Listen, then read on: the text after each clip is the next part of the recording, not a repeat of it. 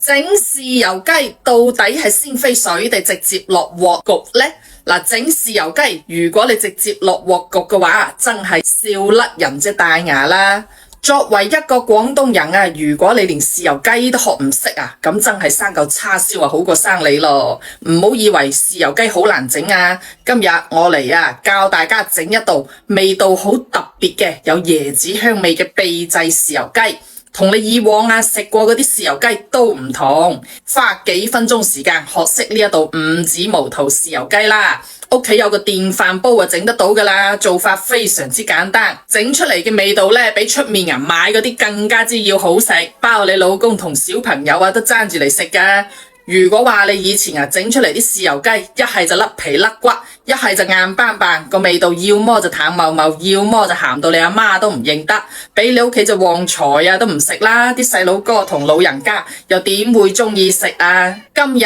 我就以廣東星級酒樓大廚嘅金漆招牌五指毛肚豉油雞為例，將呢個配方呢就免費分享俾大家，等你喺屋企都可以做到鹹香適中，椰香濃郁，爽滑彈牙嘅一個好食到舐舐脷嘅五指毛肚豉油雞。哇，諗起都流晒口水啊！呢條視頻可能會顛覆你過往幾廿年對豉油雞嘅一個認知。為咗避免你想對住嚟做嗰陣又搵唔翻我呢條視頻啦，你可以呢就先點翻個免費嘅小紅心同大拇指支持下，收藏起視頻，亦都可以轉發俾你身邊中意食豉油雞嘅屋企人同朋友，等大家一齊嚟學。其實方法好簡單，有3個關鍵嘅步驟，認真睇，認真學啦。首先將呢隻飛天走地雞就洗乾淨之後呢，落1巴掌嘅一個鹽，同佢捽翻下全身，跳翻隻毛，用你發財嘅雙手先捽乾淨雞皮上面啲污糟邋遢嘢，仲可以同佢鬆筋化脾，更加之入味嘅。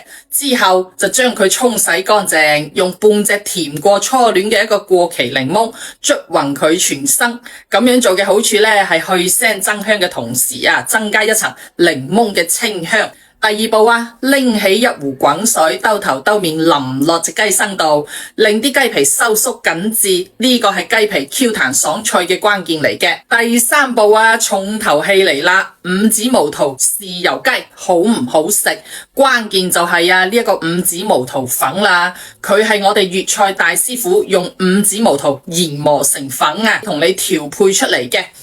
一隻雞呢，你就需要落1包到就得噶啦，其他乜嘢鹽糖味精乜都唔使放噶啦。跟住落嚟加翻1殼96年本地畢業嘅花生油同埋豉油，捽勻佢全身。記住雞籮柚裏面都捽勻佢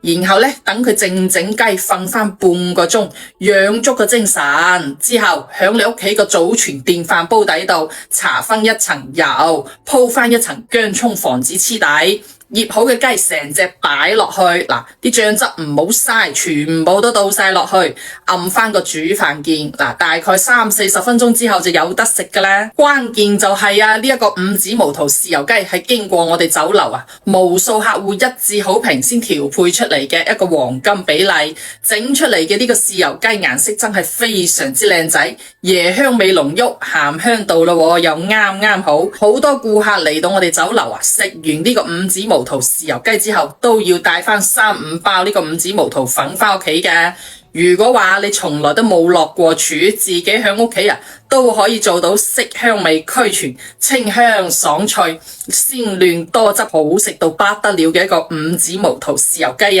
哇，真係食到停唔到口想食我哋酒樓同款味道嘅五指毛肚豉油雞，可以點擊我嘅頭像噶，下面有個商品櫥窗，裏面呢就有呢個五指毛肚粉啦。趁住而家有活動噃，多帶幾包翻去，整俾你屋企啲太子仔太子女食啦。